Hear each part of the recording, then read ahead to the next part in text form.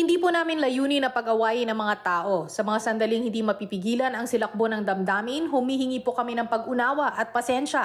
Hangad lang po namin magserbisyo at tuldukan ang mga suliranin ng pangkaraniwang Pilipino. Maraming salamat po.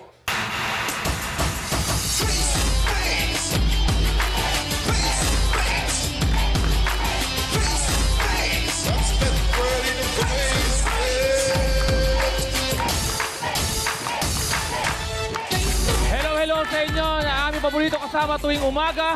Kami naman, andito pa din, handang tumulong. As we always say, pag may issue, wag nang palakin, ating harapin face to face. Ako po ang inyong lingkod, always ready, always maaga, Alex Calleja. Sila naman ang always on the go, magkuro-kuro ang ating mga sausawero-sausawera dito sa studio. Ready rin ang mga magre-referee na sina Maripet 1 at Maripet 2. Ready rin umalala ang ating medical personnel from Medic 1. And of course, ready nang magbigay ng kanilang words of wisdom sina the beautiful Attorney Lorna Capunan. At the debonair Dr. Brother June Banag. And the luscious Dr. Camille Garcia. Sila ang ating wonderful trio, tagapayo. At yes, heto na ating Queen Mother, the ever ready, the Mama Sexiness, Mama Carla Estrada. Yes! Pakipot na ng pakipot ang mga... Good morning! Good morning to you, tagapayo. Okay. Ito ang pag-uusapan natin ngayong umaga, ha? Anak, nirereklamo ang kanyang ina. Dahil di hamak na mas mahal pa raw kasi ang manugang na hilaw kesa sa kanya. Naku, issue nga ito, lalo na pag magkasama lang sa iisang bubong. Mapapaisip tuloy kayo, is blood thicker than water? Ang mga problemang hindi na kailangan pang paabutin sa demandahan, harapin natin face to face! Ma, lagi mong pinapaboran si Rosabel. Ang sama-sama na ng loob ko. Gusto kong ilabas na. Hindi ko na makakaya. Kaya magharap-harap na lang tayo dito sa face-to-face. Nene, bakit mo nasabing mas favorite ng nanay mo ang hipag nyo? Kasi po, pag kunyari, nangailangan ako ng tulong, lagi siya sabi sa akin, wala. Pero pag Si nanay mo to? Opo.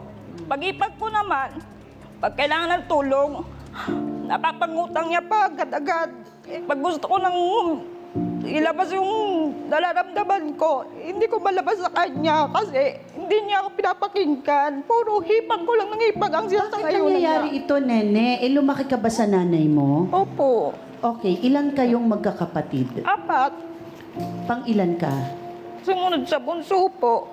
Hipag mo, asawa ng Kuya ko po. kuya mo.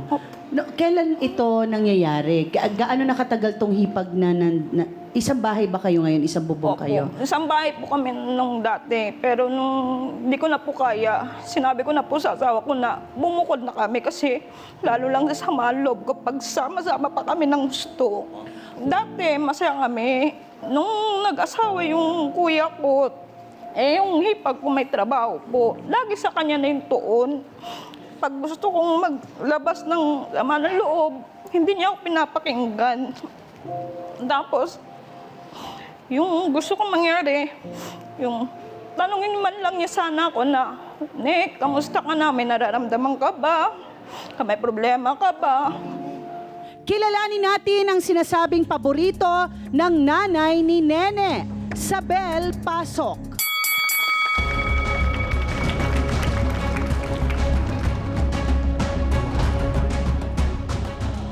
Sabel, totoo bang mas paborito ka na ng mother-in-law mo kesa sa sarili niyang anak? Siguro po, para sa kanya, paborito po. Kasi po, ako po kasi nakakatulong po ako financial sa biyanan ko po. So sa tingin mo, mahal ka lang dahil nakakatulong ka? Hindi ko po alam sabihan ko. Hindi- Basta po lahat po ginagawa ko, nagtatrabaho po ako, siya po yung nag-aalaga sa anak ko. Pinapalitan ko lang din po kung ano po yung natutulong niya po sa akin. Okay, kasal ba kayo ng asawa Hindi mo? po, hindi po. Okay, so hipag ba rin pa rin yun? Okay. Hipag na hilaw. But anyway, magbabalik ang... Harapin mo, face to face! Okay, Sabel, paano mo nasabing mas pinapaboran ka? Kasi nga, ikaw ang mas nakakatulong sa nanay. Hindi mo ba ito nakikita na baka sakaling kaya ka mas paborito dahil mayroon kang naiaabot? Hindi rin po, kasi po wala po siyang ginawa din po sa bahay, kundi uwi ng bahay, maghahanap ng pagkain. Tapos pag wala pong naanong pagkain, magwawala. Kung sino po yung nasa bahay, ayun po yung pinag-iinitan niya pag wala po siyang makain. Ganun. Okay, kasi parang ginagawa ni Nene ito, na sinasabi niya kanina, dahil ito yung way niya para magpapansin. Sang-ayon ka ba dito?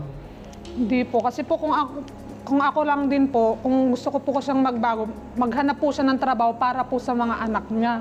Kasi po yung asawa niya po yung nag-aalaga sa mga anak niya, asawa niya po lahat gumagawa sa bahay, siya po nasa labas lang, tumatambay, wala pong ginagawa. Nene, totoo ba lahat ito? Hindi naman po. Pag ang asawa ko po, nag-aalaga siya tuwing linggo pag walang pasok. Ako naman po nag-aalaga. Katulad niyan, ngayon lang pong ako nawala ng trabaho kasi kakapanganak ko lang din po. 7 months pa lang po ako. Kaya Ilan na ba anak mo? 3 na po. Ngayon bumukod na kami. Siyempre, naawa ko sa asawa ko. Gusto ko mamagtrabaho. Kaso lang, wala nga mag-alaga ng anak ko. Kaya nga po, gusto kong magtrabaho po. Kaso lang, gusto kong mangyari, yung mama ko mag-aalaga. Kaso lang, hindi nga niya akong pinapansin. Lagi nang siya. Bakit gusto mo ang nanay mo ang mag-alaga? Ilang taon na ba si Kasi- nanay mo? Ano po, 58. Oo. 58 na. Okay. Sabel, para kasing ang dating mo nung dumating ka sa buhay nila ay naging isa kang kontrabida. Pilit mo daw inagaw ang atensyon. Gaano kayo katagal nagsasama ng kapatid ni Nene? 12 years na po. Bakit di pa kayo nagpapakasal? Wala pa po sa plano. Ilan na anak mo? 3 po. 3 na anak. Opo. So yung anak Nag-iipon. may plano. Nag-iipon pa po, parang... Okay. Puntahan muna natin si Kuya Alex para sa kanyang mga sawsawero at sawsaweras. Mama Carla, maraming salamat. Ilabas na mga cellphone para sagutin ang ating first question. Tama bang pagselosan ang mga espesyal na trato ng mga magulang sa mga hipag o bayaw? Ba oo, ako ang anak, dapat ako ang favorite. Hindi, wala naman kaso yon. Yan, dapat yung pagsilosan? Oo, o hindi, boto na. Nako. Yan, misa kasi ang trato natin dapat sa hipag at parang bayaw ay added family members. Di yan dapat competition. Pero marami pa naman pagkukwentuhan itong dalawang to. Kaya malalaman natin mamaya. Ang sagot, Mama Carla, 86% ang nagsasabing hindi. Hindi dapat pagselosan. Back to you, Mama Carla. Thank you, Kuya Alex! Siya naman ang kaibigan ni Nene na saksi raw sa espesyal na trato ng nanay ni Nene kay Isabel. Jeline, pasok! Inventor ka na. Napaka... Ano? Ha? Oh, may pintas, may pintas, may Oo, pintas. mga agaw ka. Bakit mo nasabi na espesyal ang treatment ng nanay ni Nene Jeline kay Isabel? Kasi kahit ako po, nakikita ko kung paano siya tinitreat ng nanay niya sa loob ng bahay. Minsan, uwi to, wala siyang merienda. Pumupunta po siya sa amin. Pumupunta po siya sa amin na, Nang, may pagkain ka ba dyan? Ako po, kung meron, binibigyan ko siya. Especially yung mga anak niya. Kasi inaanak ko yung pangalawa niyang anak eh. Matagal na kayo magkaibigan. Opo. Kayo ay magkumare. Opo. Wala pa yung mga agaw na yan. Mga agaw ang sigaw ni Jeline kay Isabel. Inventor ka. Malalaman natin lahat yan sa pagbabalik ng... Harapin mo, face to face.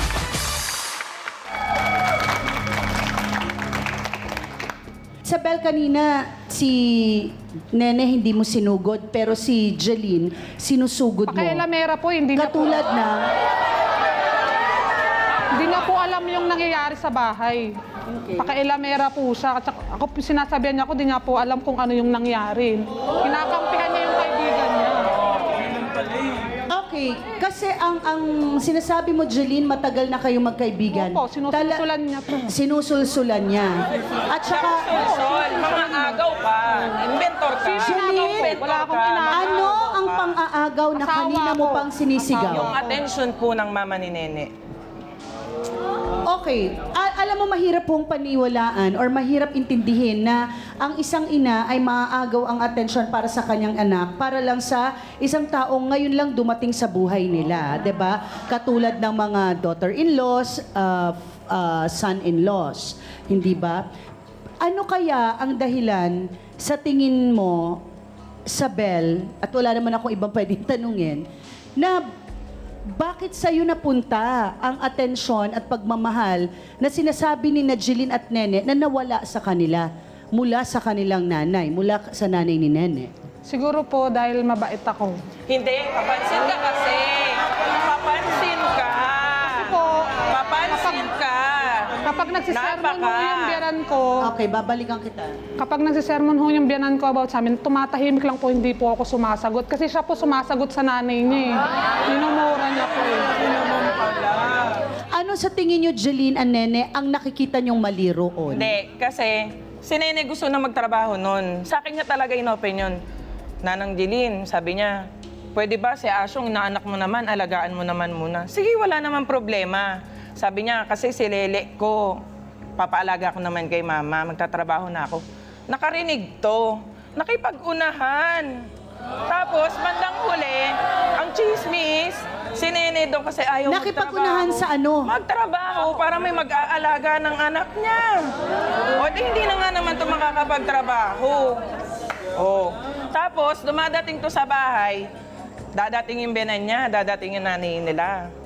Eto biglang, pag nakita niyang makalat, pag alam niyang parating na yung mama niya, mama nila, andyan na siya, sige, walis-walis, hugas pinggan. So, syempre, ito, wala na. Ano pa gagawin niya? Kung kailan lang parating yung nanay nila. Nakakapay ka ba sa bahay nila? Po siya. Yes. CCTV? Yes. Umupo sa pizza. Di ba ka tayo? BFF ko to eh. Bubukod na ba kayo sa bahay? Sana po, bubukod na po talaga kami. Sabi ko po kasi sa asawa ko, maghanap na po kami ng sarili naming bahay. Total, parehas kami may trabaho. Okay. Ang iniisip ko lang po is tulong po sa biyanan ko. Paano pag umalis po kami? Pero nandito naman si Nene. Hindi ko nga po. Hindi ko po alam kay mama po eh. Si mama mo ang ayaw kang paalisin doon. O kasi po ako yung nakakatulong sa bahay. O kasi nga, mapapil ka. Bida-bida ba? Pakailamera ka. Mapapil ka kasi. Okay, pero dapat maayos natin to ha, kasi kayo din naman ang magsasama sa huli. 'Di ba? Mamaya kakausapin natin ang ina na nasa gitna ng gulong ito. Pero ngayon, kausapin muna natin ang isa sa ating trio tagapayo. Dr. Love, paano ba magagamot ang pagseselos lalo na sa mag-iina? Thank you, Mama Carla. Pero tingnan muna natin kung anong dahilan. Pero gagarantiyan ko sa iyo, Nene, na walang magulang na tatalikod sa kanyang anak kahit anong sama ng anak. 9 na buwan ka sa kanyang sinapupunan, inalagaan ka niya hanggang makapag-asawa ka. Mas mahal ka ng nanay mo kaysa doon kay Isabel. Gagarantiyahan ko sa iyo yan. Walang magulang na tatalikod sa kanyang anak. Ang problema lamang, hindi ka nagpaparamdam sa kanya. Iba ang paraan mo ng pagpaparamdam. Ipakita mo sa nanay mo na mahal mo siya. hindi mo siya kailangan lang para mag-alaga. Gagarantiyahan ko, mas mahal ka niya kaysa kay Isabel. Si Isabel nga, hindi kasal dun sa brother mo eh. Pero magandang pinakikita niya. At normal yun kahit sa kaibigan, pag magandang pakita sa'yo, sinusuklian mo ng maganda. Tratuhin mo ng maganda si nanay, mas mamahalin ka niya. Kay Jeline, maraming salamat sa'yo. Pero napun ako, mas marami kang nalalamang pangyayari sa loob ng bahay ng iba. Sa po kasi. No? Siguro, Esposa mag-tour kasi. muna tayo dun sa bahay natin at papayaan natin sila sa buhay nila. Ha? Maraming salamat sa inyo. Thank you, Ito, Sarah. Mama Carla. Maraming salamat, Dr. Love. Nandito naman si Nanay na may favorite sa kanyang manugang. Nanay Ruby, pasok.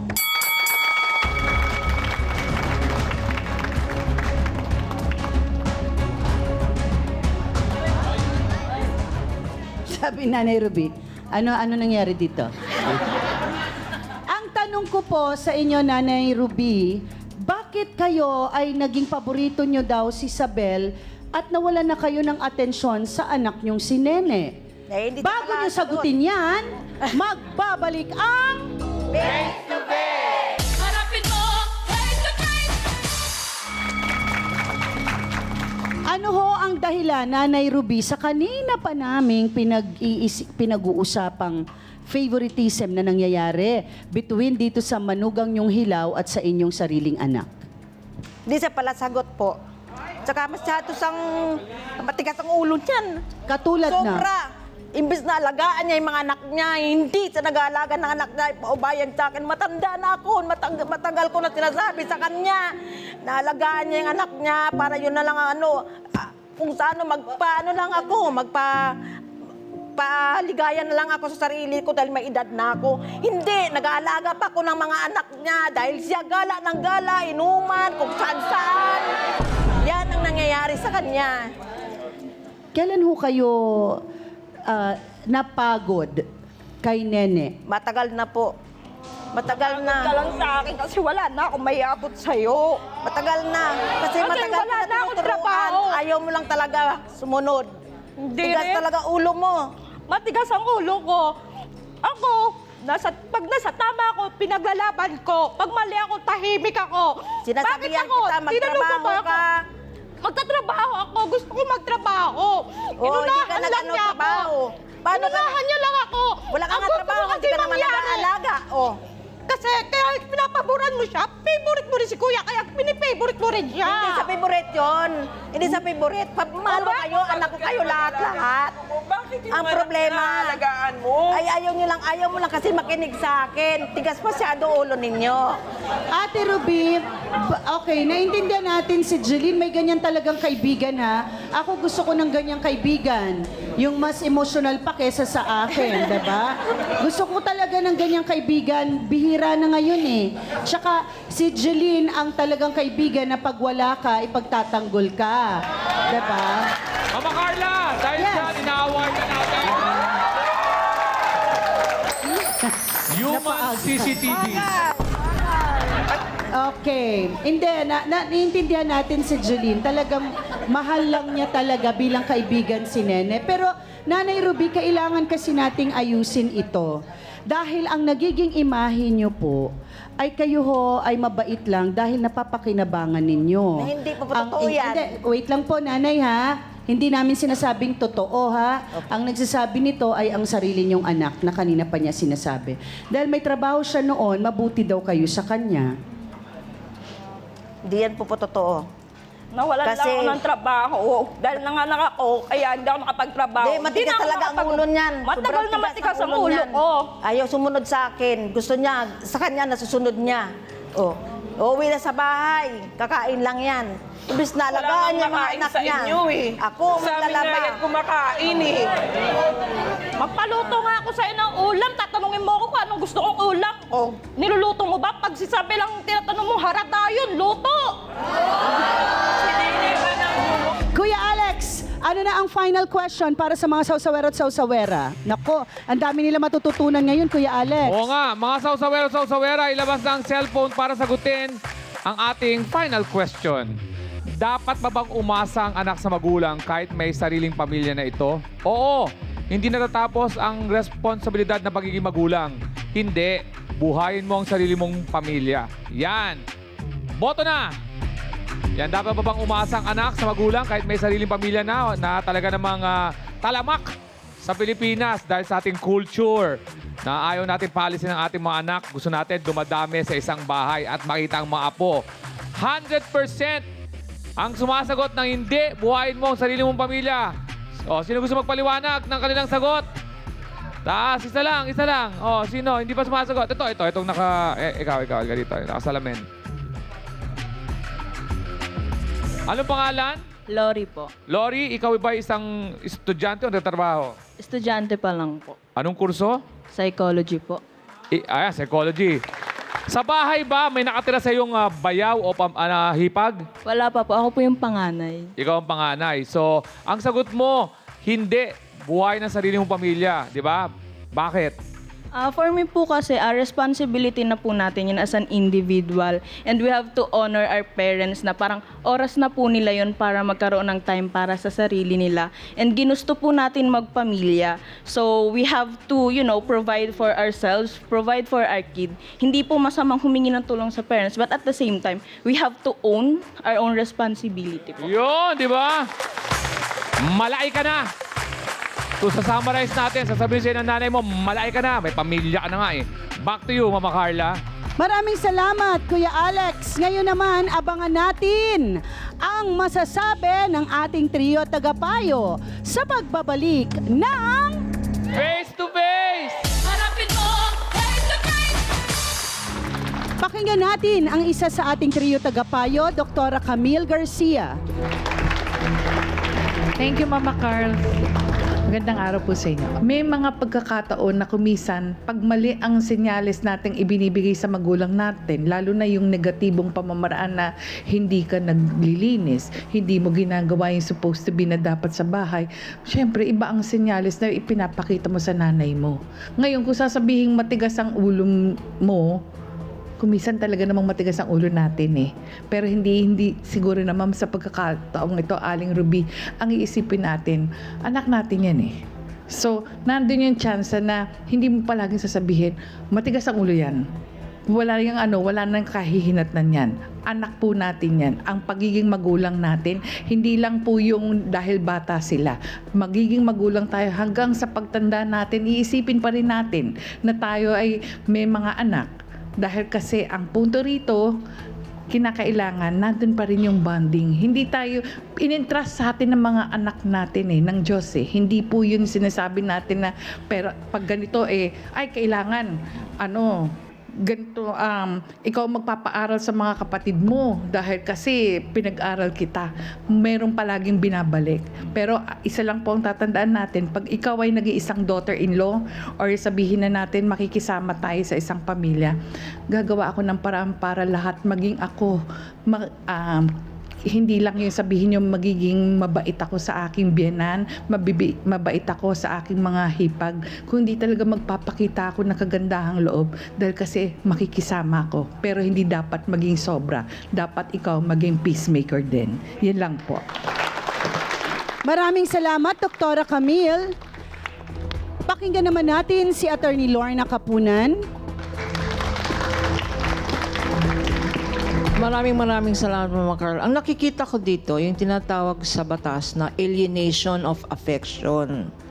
Ano yung alienation of affection? Meron mga tao na kagaya ng in-laws, miskin na hilaw o totoo, pag pumasok sa pamilya, sila na yung nagiging favorite. Hindi nakakatulong yun, yung reinforce mo na sabi nga niya, dapat ikaw maging peacemaker, Sabel. Si Jeline naman, kaibigan ka, pero gumagatong ka. Ginagatungan mo yung tinatawag na alienation of affection. Imbis na sabihin mo, Nene, intindihin mo na lang ng nanay mo, talagang mahal ka niyan. Ikaw pa nagsasabing masamang tao yung nanay niya at ikaw pa nagpapakain. Parang ikaw yung 24/7 nasa bahay nila, no? Parang ikaw nga yung yung camera doon, CCTV camera.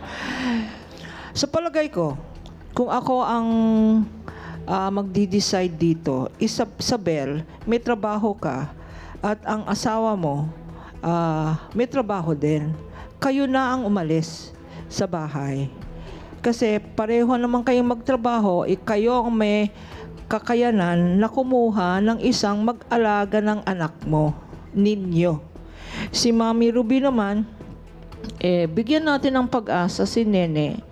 Pakita nyo na mahal siya. At Nene, pakita mo na hindi matigas ang ulo mo. Yung ginagawa mo, negative yun. Lalo na ma-alienate. Hindi ka mamahalin ng nanay mo kung hindi ka tumutulong sa bahay, hindi mo pinapakitang rinirespeto mo siya at panay ang tambay mo. Yun lang ang solusyon ngayon. Maraming salamat, Attorney Lorna Kapunan. Ngayon naman, pakinggan nating muli si Dr. Love. Thank you. Alam nyo, sa pagtatapos ng programa natin, Aling Ruby, kinakailangan ma-resolve natin ang problema. Okay? Ako sa mga anak ko, Nene, naging lantaran ako sa mga anak ko at sa mga manugang. Kapag nag-asawa ng anak, pinapatira ko sa bahay kasama yung manugang for 6 months. Pagkatapos ng 6 months, alis na sila. The reason being is, gusto ko makitang ugali ng aking manugang. Yan. After 6 months, pipilitin ko silang lumipat na ng bahay at bumuo ng kanilang kaharian. Kasi may asawa na sila. Okay? Tapusin natin ang programa nang hindi kayo nagkakahiwalay na mag-ina. Kasi nanay ka na rin, naunawaan mo na rin ang damdamin ng iyong nanay. Huwag niyong sirain ang inyong relasyon. Si Isabel is not a threat to you. Pakita mo sa nanay mo na mas mahal mo siya kaysa sa pagmamahal ni Isabel sa kanya. Uwian mo ng siopaw. Uwian mo ng hopyang hapon pag uwi mo sa bahay. Kaysa ibili mo ng alak. Ibili mo ng hopyang hapon, uwian mo sa nanay mo, uwian mo nanay mo. And I tell you, makikita niya yung concern mo sa kanya. Kasi ngayon, hindi niya nakikita eh. Finally, huwag nating sirain ang ating relasyon. Kung may dapat ihingi ng tawad kay nanay, humingi ka ng tawad. Mahirap lamang si nanay pa humingi ng tawad sa'yo. Buuin natin ang isang magandang pamilya. Kung po pwedeng maging kaibigan ka ni Isabel, be a friend to her. Maraming salamat. Maraming salamat, Dr. Love, Brother Jun Banaag. Narinig natin ang ating trio tagapayo. Siguro naman itong pagkakataon na to ay meron tayong natutunan at meron tayong mga realization. Kaya Ate Ruby, naintindihan ko si Nanay Ruby, pagod na siya. Eto may anak akong mas nakakatulong sa akin. Eto na lang ang tututukan ko kasi mas maayos, sa isang banda, mas nakakapag-relax si Ate Ruby kasi hindi na siya masyadong nagsusupport dahil maganda naman ang katayuan ni Isabel at ng kanyang anak. Tama, Ate Ruby? Tama. Okay, kaya nyo ba na bumukod na sina Isabel at ng kanyang asawa? Kung kaya nila, sige. Anong gusto mong sabihin, Isabel, kay Nene? Yun nga po, magbago siya. Tapos sa mama niya, kung ano yung... Kasi, wag na matigas yung ulo niya. Sumunod siya kay mama. Lang. Kasi bubukod na rin naman po kami. Anong wish mo sa family na bago mong pinasok? Nagpapasalamat ako kasi nandyan sila, mama, na tagal pong nawala yung magulang ko sa akin eh. Kumbaga siya po yung naging nanay ko. Kaya kung ano po ako sa mama ko, ganun din po ako sa kanya. Okay yun, Isabel. Diba? Swerte mo na meron kang nakilalang bagong nanay. Okay na mag-enjoy ka sa isang bagong nanay. Pero make sure na walang nasasaktan na anak. Maraming salamat, Isabel, no?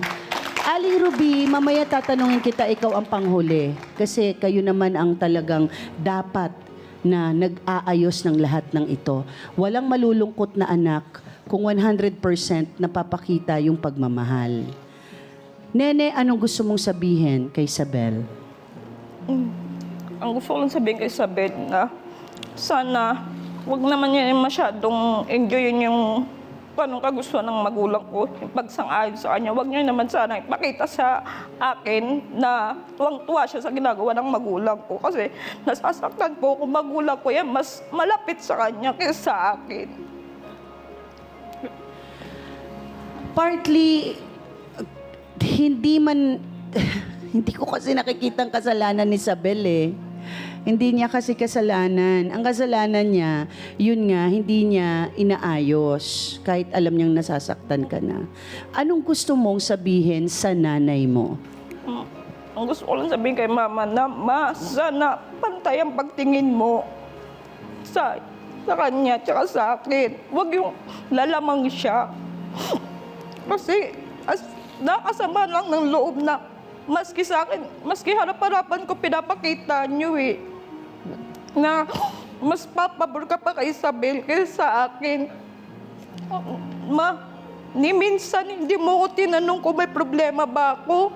May nararamdaman ba ako? Hindi ko narinig sa'yo yun. Ang lagi ko naririnig yung kamalian ko. Hindi mo ko kinamusta kung ano ba? Ne, bakit nagkakaganyan ka? Wala akong narinig. Kasi nakatuon yung pag-ano mo kay Isabel eh. Kay Isabel ka lang ng kay Isabel. Paano naman yung nararamdaman ko? Masyado ko nang tinago. Para akong kinain ng lupa na lang. Kasi yung tuon mo na kay Isabel, ang gusto ko lang naman, mahingi kahit konti man lang. Maraming salamat, Nene. Nanay Ruby, ano ang nangyari sa pamilyang ganito? Wala namang nangyari. Siya lang talaga may diferensya. Kung tutusin, mahal ko sila, mga anak ko yan. Na ano ko lang talaga ng magandang, yung ugali niya na ganyan, sana baguhin na niya. Sino bang magulang na mag-ano sa anak? Ang anak, kayang-kayang ano niya magulang, pero yung magulang hindi kayang tiisin ang anak. Ewan ko sa kanya, kung magbago siya, sige. Pero yung ganitong nanlilimos halos ng pagmamahal at atensyon, Ate Ruby, anong masasabi mo? Naririnig mo sa anak mo yan? Magbago siya. Bigyan niya ng atensyon yung mga anak niya, hindi yung nagbibigay siya ng atensyon yung sa labas. Mag-ano siya doon sa mga barkada niya. Anak niya ang bigyan niya ng atensyon para mabawasan yung iniintindi ko. Yun ang turo ko sa kanya, basta baguhin lang niya. Magkakaintindihan kaming dalawa. Maraming salamat, Ate Ruby. Yan ay salita ng isang nanay, at hindi naman natin alam ano na ba ang pinagdaanan ni Ate Ruby na ang dahilan ba ng mga uban niya ay si Nene talaga. Diba? Hindi natin masabi eh. Kaya hindi na siya talagang wala tayong naririnig sa kanya. She's very tough na sabihin, magbago ka lang, Nene. At siguro, mas naiintindihan nila yon kasi sila naman ang nagkakasama sa bahay. Wala tayong nakita na kung ano ba ang dapat mangyari. But of course, sana dasal natin, Nanay Ruby, maging maayos ang pamilya mo. Sumikapan po. Bigyan ng oras sila. Basta yun lang inihiling ko, magsumikap sila. Magtulungan sila. Para hindi sila mag-inggitan. Pareho ko silang mga anak. Kasama ko sila sa bahay.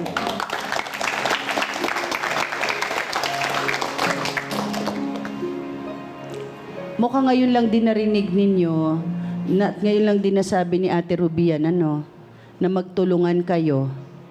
Nasabi mo ba sa kanila yan dati? Matagal na po. Hindi lang sila nakikinig sa akin. Lalo si Nini, matigas. Hindi yan nakikinig. Okay, Nene. So, ikaw na to, ha? Narinig mo na.